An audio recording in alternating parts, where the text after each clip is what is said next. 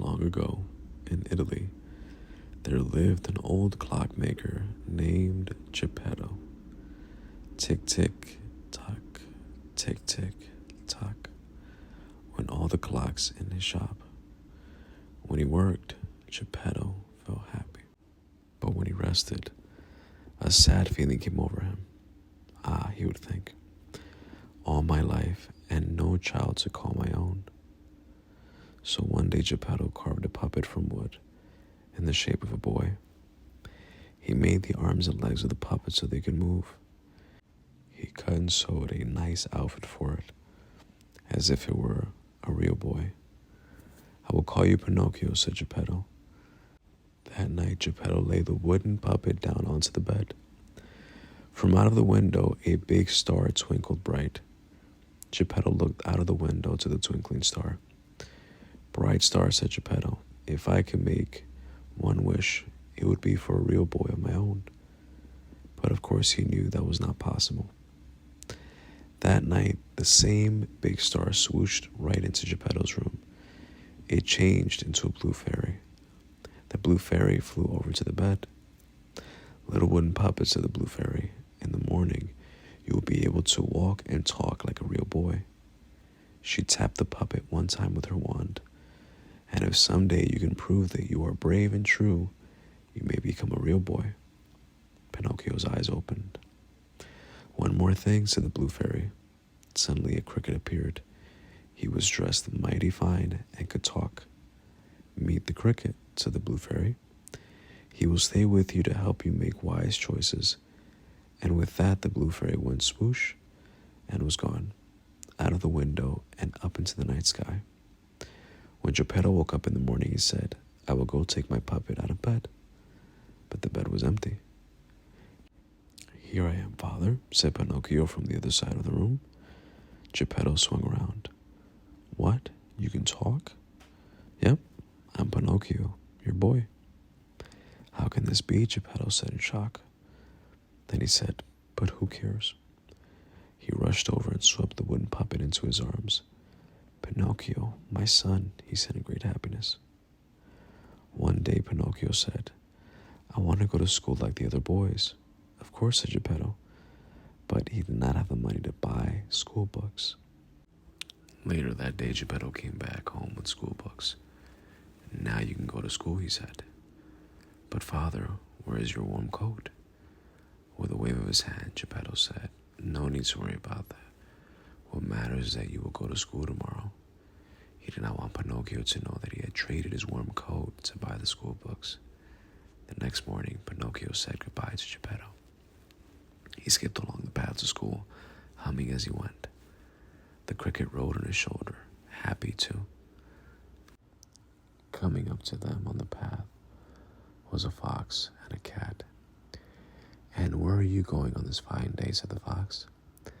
I am going to school, said Pinocchio. On such a fine day as this, said the fox. It's too nice to be stuck inside of school. You should come with us to the fair. Listen to me, said the fox. He put his arm around Pinocchio's shoulder. Anything you need to know, you can learn at the fair. Really, said Pinocchio. Take it from me, said the fox. Pinocchio, said the cricket. He does not know what he is talking about. The fox covered the cricket with his hat. No one could hear the little fellow as the cricket tried to call out, Pinocchio, do not listen to him. Okay, said Pinocchio. Let's go to the fair. And off they went. What a fair it was. By the gate was a man dressed in white. He called out, come in, come in. Right this way, get your tickets here.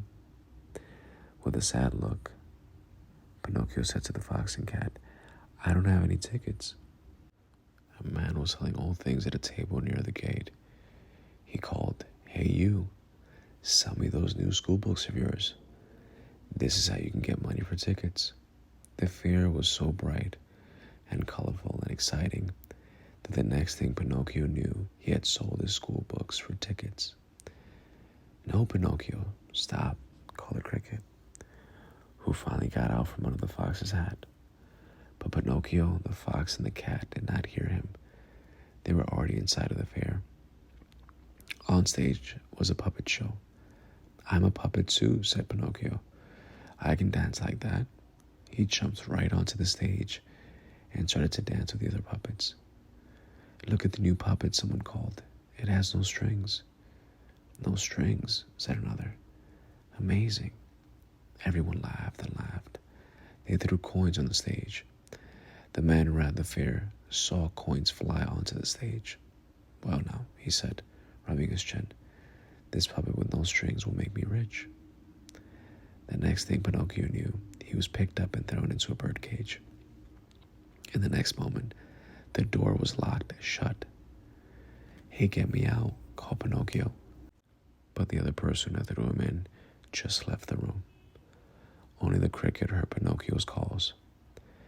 The cricket ran back and forth, in and out of the birdcage, trying to find a way to free the lock, but he could not unlock it. I'm stuck, cried Pinocchio. How did this happen to me? All of a sudden, poof, there was a blue fairy. Please, said Pinocchio, can you help me? Tell me something first, said the blue fairy. How did you get inside of the cage? Tell her what happened, said the cricket. Could he really tell the blue fairy what had happened? What would she think of him? I was robbed, said Pinocchio. Is that right, said the blue fairy with a frown. Pinocchio's nose began to grow. Yes, robbed, said Pinocchio. By 2 men, no 4. The nose grew more. They took my books. They made me come here, and they threw me into this cage. His nose grew longer and longer, until Pinocchio could see nothing in front of his face but one big giant nose. Why is my nose so big? Pinocchio cried out. Pinocchio, said the blue fairy in a stern voice, you must know what the truth really is. I guess so, said Pinocchio. I wanted to come to the fair. I came here with a fox and the cat. The nose grew shorter. I had to sell my books to get some tickets. Had to, said the blue fairy. I decided to sell my books to get tickets, he said. The nose got shorter still. Then someone put me in this cage, he said. The nose was back to normal. Good job, Pinocchio, said the cricket. Well done, said the blue fairy. Now I will get you out of here. With a wave of her hand, Pinocchio was out of the cage. Here are your books. And Pinocchio was holding the same new school books in his hand again. Know this, said the blue fairy. You are on your own from now on. Make sure you do the right thing next time. And she was gone. Pinocchio was back on the road to school. A coachman drove up. Hey kid, how about a ride? No thank you, said Pinocchio. I'm going to school. You will ride faster with me, said coachman to Pinocchio. He said to himself, he will ride faster with me, all right, but not to where he thinks he's going. All right, said Pinocchio. I want to get to school right away. When Pinocchio was inside of the coach, the coachman said, Say, kid, why do you think boys like you go to school? To learn things, said Pinocchio, and to grow up, I guess. So we can do what we want. Well, said the coachman, what if I told you that you could do what you wanted right now? Right now? Yep, think about it. Skip the books, skip the school. Right now, how would you like to have all the candy you can eat? All the candy? Yep, ice cream too, of every flavor. All this and more at Pleasure Island. Pleasure Island, best place in the world for boys like you. Don't listen to him, Pinocchio, shouted the cricket. Why wait, said the coachman. I know just where Pleasure Island is. This is your lucky day, kid. So what do you say? Let's go there, said Pinocchio. I'm going to Pleasure Island. Ah, said the cricket, waving his arms in the air. After a while, the coach stopped. You got a boy with you in that coach? Said a dark stranger to the coachman. Yep. The coachman grabbed Pinocchio and threw him down onto the ground. He's all yours now. Now pay up. The coachman reached out for something. Was it money? From the dark stranger. Then the coachman drove off. What could it all mean? But as Pinocchio looked around, he no longer cared. For everything the coachman had told him was true. Heaps of candy all about. Tubs of ice cream in every flavor. Boys like him could eat and play all day. None of them had to work or clean up. There were even cigars if you wanted one, and pool tables to play. But after a few days, something was odd. "Where did all the boys go?" he asked the cricket. "All I see now are donkeys," said Pinocchio. "I must say, there used to be more boys around," said the cricket. Just then, one of his ears popped into a donkey ear. Then this other ear popped into a donkey ear too. "Oh," cried the cricket, "what is happening to you?" "I don't know." "Honk," said Pinocchio. Pinocchio and the cricket saw a line of donkeys led by a dark stranger onto a truck. "Oh no," said the cricket. "Now I get it. Boys get turned into donkeys here. Then the donkeys are sold. Pinocchio, we have to get out of here fast while we still can. Let's go." "Honk," said Pinocchio. His 2 feet had popped into 4. "Run, quick," said Cricket. One good thing about Pinocchio's new 4 legs is he could run very fast. Quick, quick, they ran out of Pleasure Island. Soon they were at a dock by the ocean. "Please, sir," Pinocchio called out to a man by the dock. "I am looking for an old man named Geppetto. Do you know him?" "Honk." "Sounds like you're getting a bad cold," said the man. Geppetto. That's the old man whose son left one morning and did not come back. He went out on a boat to look for him. No one has seen the poor fellow since." "Oh no, this is all my fault," Honk, said Pinocchio. "I must look for my father." Pinocchio jumped off the dock into the ocean. The cricket jumped in too, close behind. Most of Pinocchio was still made out of wood, so he could float on the ocean. "Father," he called out, paddling the water with his arms. "Father," but there was no answer. All Pinocchio could see around him was blue water everywhere. Until, what was that? Far away, something was rushing up, something very big and very fast. In a moment, a giant whale was upon them. It opened its giant jaws and with one gulp swallowed Pinocchio.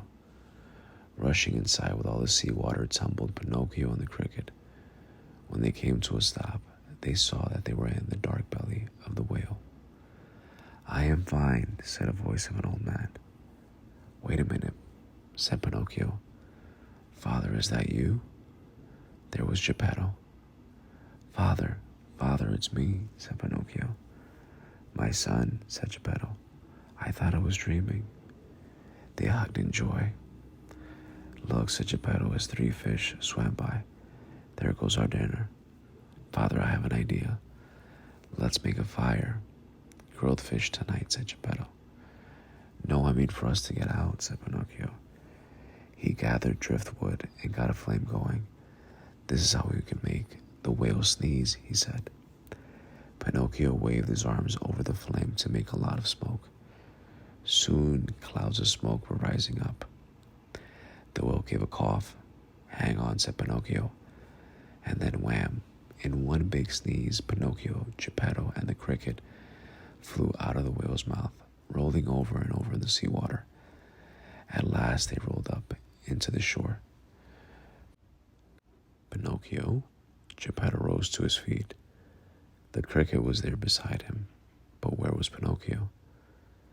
And then they found him. Pinocchio was face down, his head in a puddle. "Pinocchio!" They were too late. Geppetto and the cricket wept over Pinocchio, the boy puppet who lay still in the water. Then in a flash, who was there but the blue fairy? "Pinocchio," she said, "you saved your father. You proved that you are both brave and true."